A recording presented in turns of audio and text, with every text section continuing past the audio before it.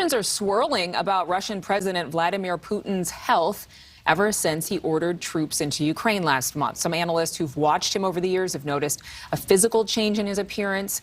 Let's show you some images. Here he is less than 2 years ago in July of 2020, next to an image taken several weeks ago, days before his invasion of Ukraine. Joining us now is David Satter, a historian and author. He's written several books about Vladimir Putin and studied Russia's president over the years. David, good morning to you. Good morning.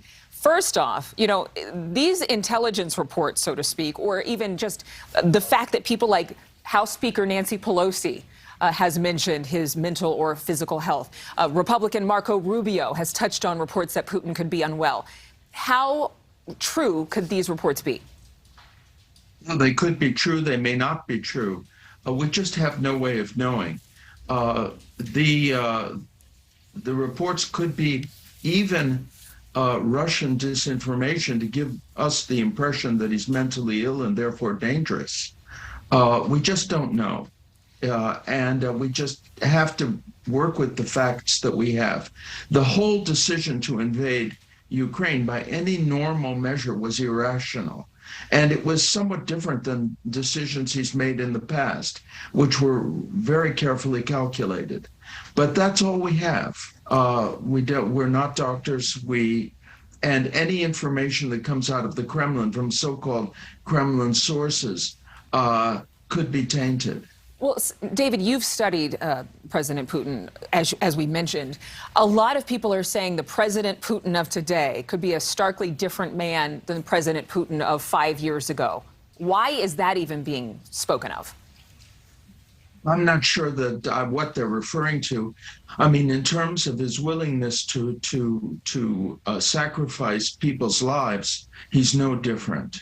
I mean, he came to power not 5 years ago, but 22 years ago as the result of a terrorist act against his own people. Apartment buildings were blown up in Moscow and a war was started. And that war, the Second Chechen War, cost thousands of lives, just as the war in Ukraine is costing thousands of lives. So I don't see in that respect a big difference.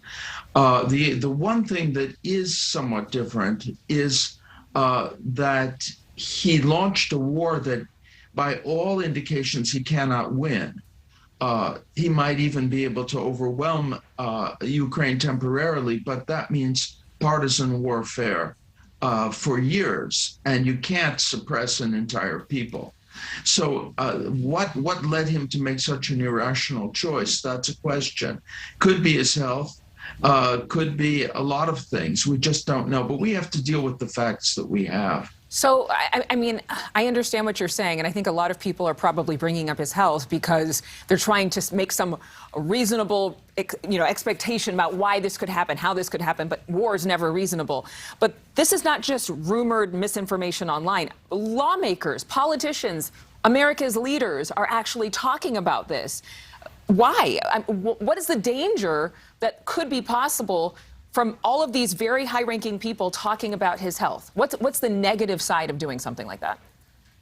There's no particular negative side, but it might lead us to believe that he can't be deterred, and that he's even more dangerous than he's proven himself to be. After all, if we're dealing with a completely crazy person, then that has the tendency to make us even more cautious than we already are. One more quick question for you, because I apologize, we're out of time. Does he look different to you when you look at pictures of him now? No, he clearly looks different, but but on the other hand, how much is that the result of growing older? How much is it other factors? We just don't know. Right. David Satter, a historian and author, thank you for being with us. Thank you. Still ahead, we have some... Thank you so much for watching. Make sure to click on the red subscribe button below so you can get more of NewsNation's fact-driven, unbiased coverage.